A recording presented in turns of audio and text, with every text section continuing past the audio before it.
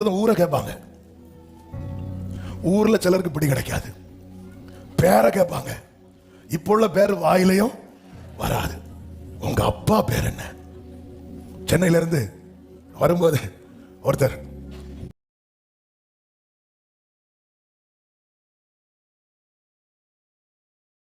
வந்து பேசிட்டு இருந்தார். அப்படி வந்து பேசிட்டு அப்படி என்ன பாக்குறாரு,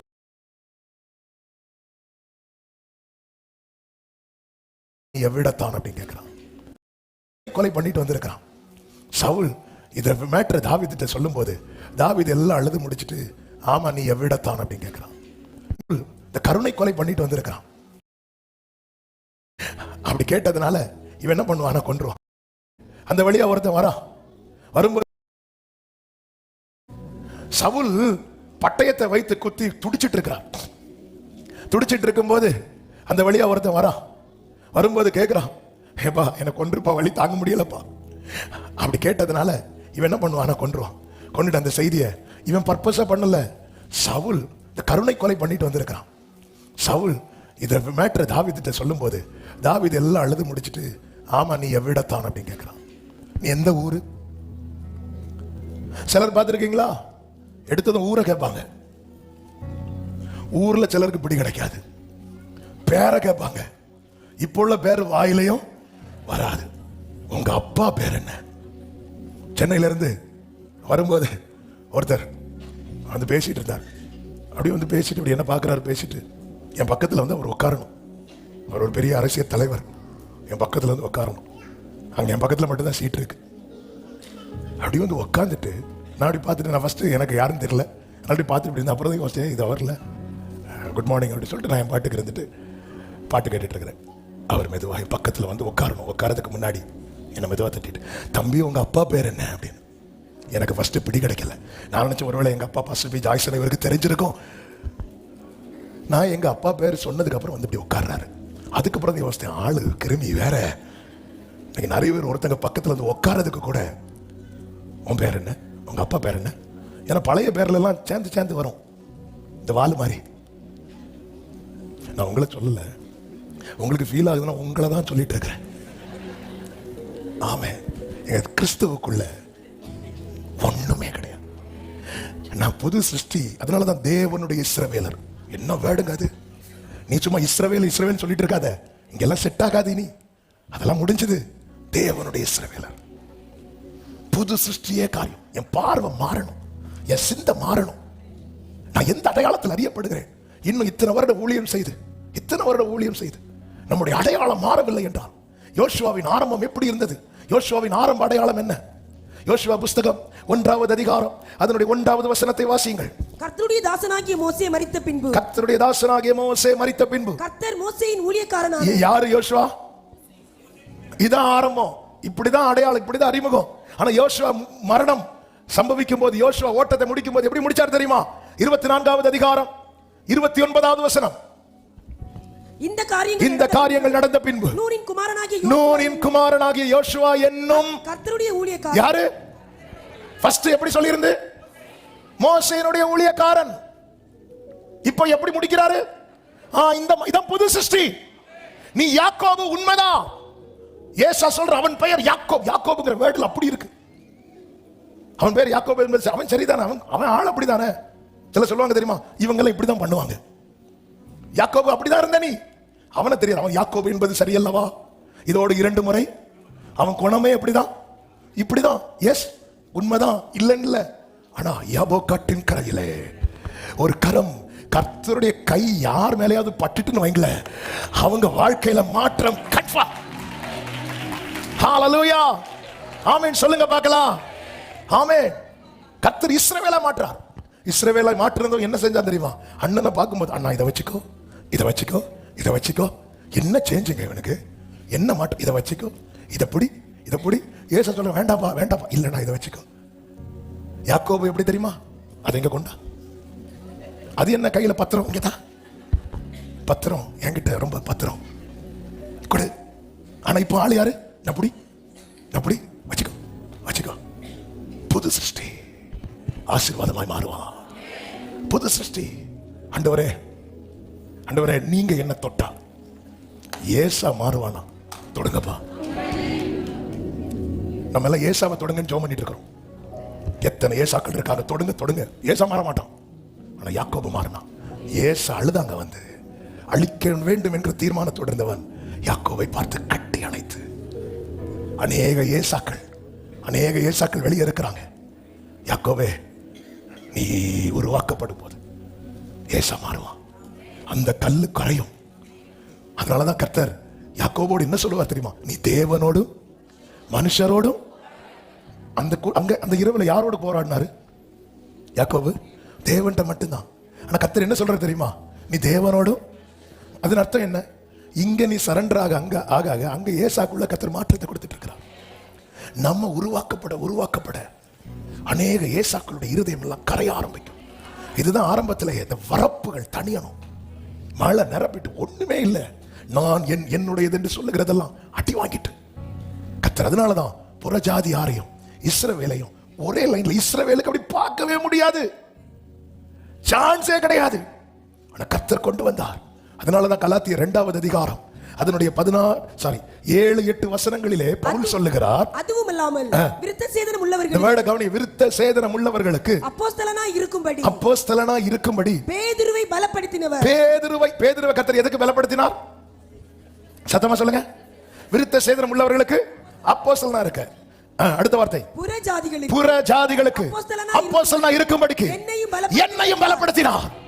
சத்தமா ஆமென் சொல்லுங்க பார்க்கலாம். ஆண்டவர் விடல. இப்போ வர ஆண்டவருக்கு பட்சபாதம் இல்ல, ஆனா நம்ம பேசும்போது கொஞ்சம் கூடுதலா தானே பேசும். பேதுரு எழுதின நிருபம் ஜாஸ்தியா, பவுல் எழுதின நிருபம் ஜாஸ்தியா? நீங்க ஏதோ அவல் சாப்பிட இருந்த மாதிரி இருக்கிறீங்க. கொஞ்சம் சத்தமா சொல்லுங்க. பவுல். அப்ப கிருபை யாருக்கு ரொம்ப ஜாஸ்தியா பாராட்டி இருக்கிறார்? இது பேதுரு கேட்க வேண்டாம். இந்த இடத்துல தேவன் ஏதாவது வித்தியாசம் கட்டுறாரா, பட்சபாதம் கட்டுறாரு? இல்ல. விருத்த சேதனம் உள்ளவர்களுக்கு கர்த்தர் ஒரு பேதுருவை வச்சாருன்னா, விருத்த சேதனம் இல்லாதவர்களுக்கு கர்த்தர் ஒரு பவுலை வைக்கிறார். கொர்நேலியு வீட்டுக்கு பேதுரு போகிறார். பேதுரு போய் பிரசங்கம் பண்ணி கொண்டிருக்கும் போதே ஆவியானவர் இறங்குகிறார். ஆவியானவர் இறங்குகிறதை பார்த்த பேதுரு சொன்ன வார்த்தை தான் ரொம்ப ஆச்சரியம். அப்போஸ்தலர் 10:47. அப்பொழுது பேதுரு, நம்மை போல் பரிசுத்த ஆவியை பெற்ற இவர்கள், இந்த வேர்டை கவனிச்சுக்கணும், நம்மை போல. யார் வாயில சொல்ல வைக்கிறார்? பேதுரு வாயிலே சொல்ல வைக்கிறார். நம்மை போல இவர்கள், நம்மை போல. நீங்க அந்த 10வது அதிகாரம் மேல இருந்து படிச்சிட்டீங்க வந்தீங்கன்னா தெரியும். ஒரு துப்பட்டியை கர்த்தர் மேல இருந்து இறக்குறார். இறக்கும் போது அதுல சில மிருகங்கள் பறவைகள் இருக்கு. ஆண்டவர் சொன்னார் எடுத்து புசின். இல்ல ஆண்டவர், நாங்கள தொட மாட்டோம், நாங்களும் யூதர்கள், நாங்களாம் கை வைக்க மாட்டோம். ஆண்டவர்கிட்ட ஜாதி பேசுறார். நாங்களும் கை வைக்க மாட்டோம். அது திரும்ப எடுத்துக்கொள்ளப்பட்டது. இப்போ கொர்நேலியு வீட்டுல இருந்து ஆட்கள் வராங்க. கொர்நேலியுவோ பேதுருவ தூதன் மாதிரி நினைச்சிட்டு இருக்கிறார். நம்ம சிலரெல்லாம் தூதன் மாதிரி நினைக்கிறோம், ஆனா அவங்க நம்மளை எப்படி நினைக்கிறாங்க தெரியுமா? நம்மள சிலரை எப்படி நினைக்கிறோம்? தூதனை போல நினைச்சு வைக்கிறோம். ஆனா அவங்க நம்மளை எப்படி நினைக்கிறாங்க தெரியுமா? உன்னை மேன்மையாய் பார்க்கிற ஒரே ஒருவர் மட்டுமே உண்டு. உனக்காக சிலுவையிலே 6 மணி நேரம் அரை நிர்வாணமாய் தொங்கின என் ஆண்டவராகிய இயேசு மட்டுமே. நேரம் அங்க இங்க பார்த்தா, ஒருத்தர் அனுப்பு, கொர்நேலியு ஜெபம் பண்றார், நீ அனுப்பு, அங்க போ, அந்த பேதுருன்னு ஒருத்தர் இருப்பார், போய் கூட்டிட்டு வா. இங்க கொர்நேலியு ஹோல் ஃபேமிலியை கூட்டி வச்சுட்டு ரெடியா இருக்கிறார். 100க்கு அதிபதி, செஞ்சுரியன். பேதுரு அங்க இருந்து, நான் போல, நான் முடியாது, எனக்கு வேண்டாம். ஆண்டவர் சொல்ல, நீ சந்தேகப்படாத பேதுரு, நீ போ. பேதுரு புரிந்து கொண்டான். கர்த்தர் சிலவற்றை விரும்புகிறார். பேதுரு கூட வரான். அந்த வீட்டுக்குள்ள என்றானதும் இந்த கொர்நேலியு பேதுரு காலில் வந்து இப்படி விழுவான். பேதுரு அந்த இடத்துல உடஞ்சிருவான். இல்ல இல்ல இல்ல விழாதீங்க, உங்களை மாதிரி நானும் மனுஷன் தாண்டா. இதான் ஒரே லைன்ல கொண்டு வர்றது. நான் யூதனானதுனால எனக்கு 2 கொம்பு, உனக்கு இல்லை, உங்களை மாதிரி நான். உங்களுக்கு தெரியும் யூதர்கள் இப்படி வரமாட்டாங்க. ஆனா நம் தேவன் பட்சபாதம் உள்ள தேவன் அல்ல. இப்ப பேசிட்டு இருக்கும்போது ஹோலி ஸ்பிரிட் இறங்குறார். பேதுரு நினைச்சிருப்பான் இவங்களை லைட்டா டச் பண்ணிட்டு போவார்னு. இல்ல, நம்மை போல. பேதுரு திரும்பி ஊருக்கு வரும்போது அதான் இருப்பாங்களே கொஞ்சம் விருத்த சேதனம் உள்ள ஆட்கள், நீங்க எப்படி அங்க போகலாம் அப்படி கேட்கறதுக்கு அங்க பிரச்சனை பண்ண ஆரம்பிக்கிறாங்க. உடனே பேதுரு எழும்பி சொல்லுகிறார். 11:15 வாசியுங்கள். நான் பேசத் தொடங்கின போது பரிசுத்த ஆவியானவர் ஆதியிலே நம்மேல் இறங்கினது போலவே அவர்கள் மேலும் இறங்கினார். கைகளை உயர்த்தி ஆமென் சொல்லுங்க பார்க்கலாம். அதன் அர்த்தம் என்ன? மனுஷன் தான் வித்தியாசத்தை பார்ப்பார், தேவன் பட்சபாதம் உள்ளவர் அல்ல. உண்மையாய் தம்மை நோக்கி கூப்பிடுகிற யாவருக்கும், அதான் யூதன் என்றும் இல்லை, கிரேக்கன் என்றும் இல்லை. கொலோசியர் 3வது அதிகாரம், கர்த்தருக்கு மாத்திரம் மகிமை உண்டாவதாக, அதனுடைய 11வது வசனம். அதிலே கிரேக்கர் என்றும் 10:11 9 இருந்து வாசிங்க. ஒருவருக்கொருவர் பொய் சொல்லாதிருங்கள், பழைய மனுஷனையும் அவன் செய்கைகளையும் களைந்து போட்டு தன்னை சிருஷ்டித்தவருடைய சாயலுக்கு ஒப்பாய் பூரண அறிவடையும்படி புதிதாக்கப்பட்ட புதிய மனுஷனை தரித்துக் கொண்டிருக்கிறீர்களே. அதிலே கிரேக்கன் என்றும் யூதன் என்றும் இல்லை, விருத்த சேதனம் இல்லாதவன் என்றும் இல்லை, புறஜாதியான் என்றும் புறதேசத்தான் என்றும் இல்லை, அடிமை என்றும் சுயாதீனன் என்றும் இல்லை. எல்லாரும் இந்த வேர்ட், இந்த 3 வார்த்தையை சத்தமா சொல்லணும். கிறிஸ்துவே எல்லாரிலும் எல்லாமுமாய் இருக்கிறார். அதிலே, எதுல? அந்த நியூ கிரியேஷன் இருக்குல்ல. ஆமென். அதனாலதான் ஒருத்தங்க வாசல் அடைக்கப்பட்ட பிறகு வந்து நின்று கிளைம் பண்றாங்க, நாங்க உம்முடைய நாமத்தினாலே தீர்க்க தரிசனம் சொன்னோம். ஓடி இருந்தார். நாங்க உம்முடைய நாமத்தினால். இன்னைக்கு நிறைய போர்டை தூக்கிட்டு போற ஆண்டவர்ட்ட, ஆண்டவரே நாங்க அப்படி இப்படி ஒண்ணும் கிடையாது. நத்திங். நம்ம எதை மேன்மையா தூக்கி வச்சிருக்கோம், குப்பை.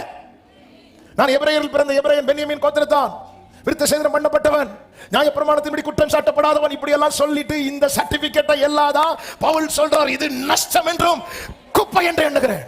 சொல்லிட்டு ஒரு வேர்டு சொல்றார், எப்படியாவது அந்த வருகையில போயிடணும், எப்படியாவது. நம்ம எல்லாத்தையும் தூக்கி வச்சிட்டு இருக்கிறோம்ல சில.